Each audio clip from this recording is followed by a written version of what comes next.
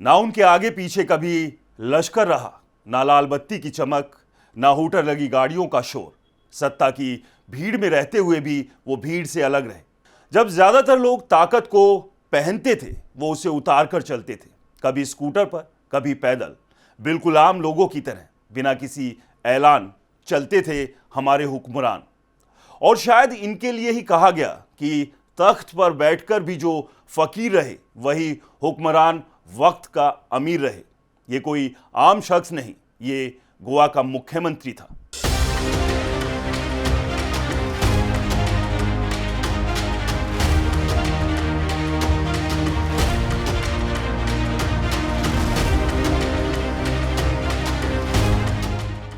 दोस्तों, जब किसी मुख्यमंत्री का जिक्र होता है तो हमारे जहन में एक तयशुदा तस्वीर उभरती है। लाल बत्ती लगी गाड़ियां, काले शीशों के पीछे बैठी सत्ता, लंबा काफिला, चारों तरफ सुरक्षाकर्मी, और हर कदम पर मानो ताकत का ऐलान हो रहा हो। और सत्ता की यह तस्वीर इतनी आम हो चुकी है कि हमें लगता है कि शायद यही सियासत है। लेकिन मनोहर पर्रिकर इस पूरी तस्वीर से बिल्कुल परे है। वो उस भीड़ में खड़े होकर भी भीड़ जैसे नहीं लगते थे। बेहद मामूली कपड़े, ना कोई बनावटी ठाठ, ना चेहरे पर सत्ता का गुरूर। उनका रहन सहन ऐसा था मानो सत्ता उनके पास आई हो और वो उसे बस कर्तव्य समझकर हल्के हाथों से उठाए हुए हो। पर्रिकर मुख्यमंत्री रहते हुए भी मीटिंग के लिए स्कूटर से 5 सितारा होटल पहुंच जाया करते थे। ना काफिला, ना सायरन, ना कोई ऐलान कि मुख्यमंत्री आ रहे हैं। जब वो किसी कार्यक्रम में शरीक होते तो किसी वीआईपी की तरह नहीं, बिल्कुल एक आम आदमी की तरह। साधारण वेशभूषा, सादा अंदाज और ऐसी मौजूदगी जिसमें कोई दिखावा नहीं था। शादी ब्याह के समारोह में कई बार उन्हें देखा गया कि वो आम लोगों की कतार में चुपचाप खड़े हैं, थाली हाथ में, नजर जमीन पर, और चेहरे पर वही सादगी। ना कोई जल्दबाजी, ना कोई अलग लाइन, ना कोई विशेष व्यवस्था। मानो सत्ता उनके साथ चल रही हो, लेकिन वो खुद सत्ता से एक कदम पीछे चल रहे हो। और ये सब देखकर लगता है कि सही कहा गया है कि जो खुद को ऊंचा नहीं समझता, वक्त उसे खुद उठा लेता है। पर्रिकर के साथ भी कुछ ऐसा ही हुआ था। सत्ता उनके सिर पर नहीं चढ़ी थी, बल्कि उनके भीतर ठहरी हुई थी। संयम की तरह, जिम्मेदारी की तरह, कर्तव्य बोध की तरह और अमानत की तरह। दोस्तों, आज जब सियासत ज्यादा बोलती है, ज्यादा दिखती है, ज्यादा जताती है, तब मनोहर पर्रिकर याद दिलाते हैं कि कभी कभी खामोशी ही सबसे बुलंद बयान होती है। दोस्तों, गोवा में मनोहर पर्रिकर को लेकर एक किस्सा है। ऐसा किस्सा जो उनकी सादगी से ज्यादा उनके स्वभाव को बयान करता है। उस वक्त एक अहम कार्यक्रम था। शहर का एक 5 स्टार होटल था, वहां उन्हें पहुंचना था और सरकारी प्रोटोकॉल के मुताबिक मुख्यमंत्री को वहां काफिले के साथ पहुंचना था। लेकिन ऐन उसी वक्त सरकारी गाड़ी ने साथ छोड़ दिया। अब जरा सोचिए, आमतौर पर ऐसे मौकों पर फोन घनघना उठते हैं, अधिकारियों की भाग दौड़ शुरू हो जाती है और इंतजाम बदल दिए जाते हैं। लेकिन मनोहर पर्रिकर ने कुछ भी ऐसा नहीं किया। उन्होंने शांति से एक टैक्सी बुलाई। ना कोई नाराजगी, ना कोई आदेश, ना कोई हंगामा। साधारण कपड़े पहने, पैरों में चप्पल और चेहरे पर वही पुरानी सादगी। वो टैक्सी में बैठे और सीधे होटल की तरफ निकल पड़े। जब टैक्सी 5 स्टार होटल के दरवाजे पर रुकी तो वहां सब कुछ वही था। चमकता फर्श, शीशों से झिलमिलाती रोशनी और बाहर खड़ा सज धज कर तैयार दरबान। जैसे ही पर्रिकर टैक्सी से उतरे, दरबान ने एक नजर उन्हें देखा। साधारण कपड़े, ना कोई पहचान का निशान, ना कोई सुरक्षा। और उसी पल उसने रास्ता रोक दिया और कहा, आप अंदर नहीं जा सकते। पर्रिकर ठहरे, बस बड़े इत्मीनान से बोले, मैं गोवा का मुख्यमंत्री हूं। यह सुनते ही दरबान के चेहरे पर एक हल्की सी मुस्कान आई, जो देखते ही देखते ठहाके में बदल गई।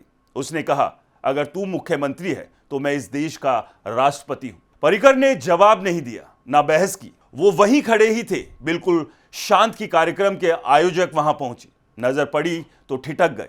उन्होंने तुरंत दरबान को समझाया कि सामने खड़ा शख्स वाकई गोवा का मुख्यमंत्री है। दरबान की हंसी खामोशी में बदल गई, लेकिन मनोहर पर्रिकर के चेहरे पर कोई शिकवा नहीं था, कोई नाराजगी नहीं, कोई शिकायत नहीं। वो बस अंदर चले गए। यही थे मनोहर पर्रिकर, जहां सत्ता दरवाजे पर खड़ी थी और वो खामोशी से उससे आगे निकल गए। और दोस्तों, असल में पर्रिकर गोवा के मुख्यमंत्री रहते हुए कई बार इलाकों के दौरे या दूसरे कार्यक्रमों के लिए स्कूटर पर ही निकल जाया करते थे। ना सुरक्षा का तामझाम, ना दिखावे का बोझ। उनकी सादगी कोई बनावटी छवि नहीं थी, बल्कि उनका स्वभाव थी। एक ऐसा शख्स जो दिखने में साधारण था मगर सोच असाधारण। मनोहर पर्रिकर बेहद काबिल भी थे। देश के इतिहास में वो पहले ऐसे मुख्यमंत्री बने जो आईआईटी से पढ़े हुए थे। 13 दिसंबर 1955 को जन्मे पर्रिकर ने आईआईटी मुंबई से स्नातक डिग्री हासिल की थी। इंजीनियरिंग की उस पढ़ाई ने उनकी सोच को तरतीब दी थी। फैसले नाप तोल कर लेने की आदत थी। हर समस्या को जड़ से समझने की क्षमता थी। लेकिन पर्रिकर का सफर सिर्फ किताबों या क्लासरूम तक सीमित नहीं था। युवा उम्र में ही वो राष्ट्रीय स्वयंसेवक संघ से जुड़ गए थे। अनुशासन, समर्पण और संगठन, ये सब उनके व्यक्तित्व का हिस्सा बनते चले गए। उनकी काबिलियत जल्द ही सबकी नजर में आ गई। महज 26 साल की उम्र में उन्हें गोवा का संघ चालक बना दिया गया। इतनी कम उम्र में इतनी बड़ी जिम्मेदारी सिर्फ भरोसे से नहीं मिलती, वो काबिलियत मांगती है। दोस्तों, राम जन्मभूमि आंदोलन के दौरान पर्रिकर नॉर्थ गोवा में एक प्रमुख संगठनकर्ता के तौर पर उभरे। वो नारे लगाने वालों में नहीं, बल्कि जमीनी काम करने वालों में थे।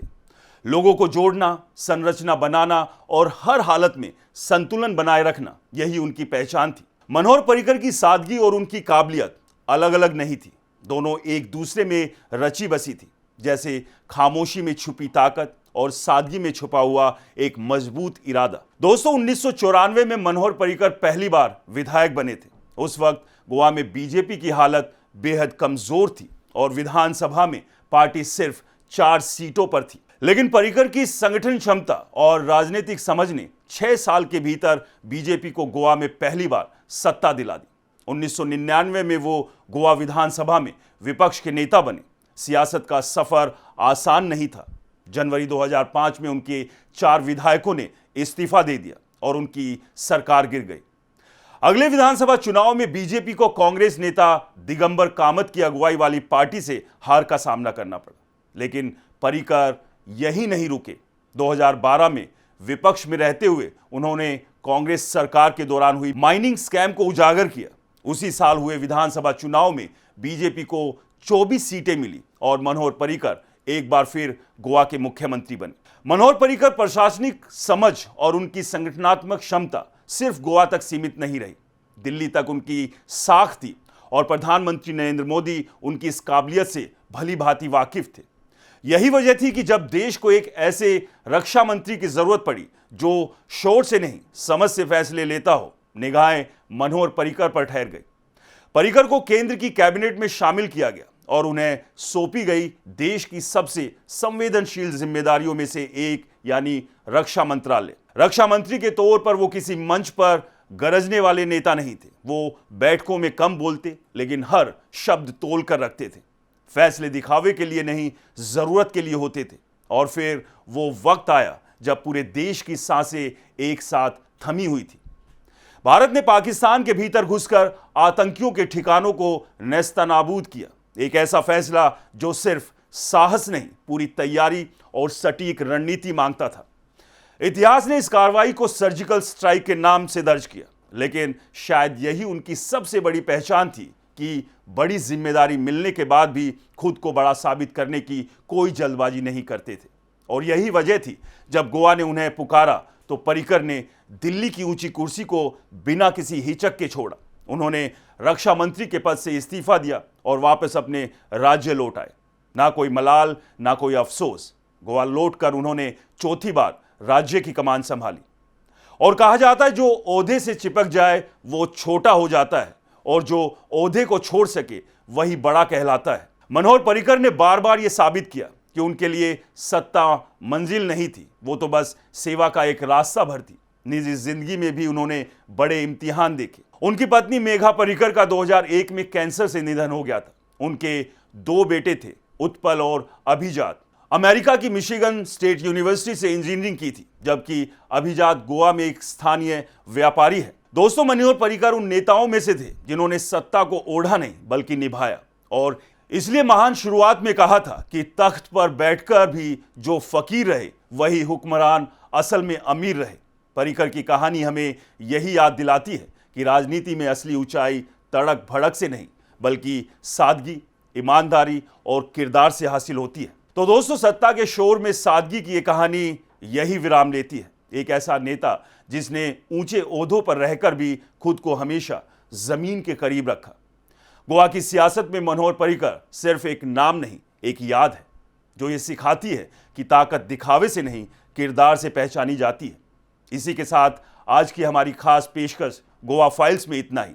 मैं राज के वर्मा आपसे विदा लेता हूं। नमस्कार।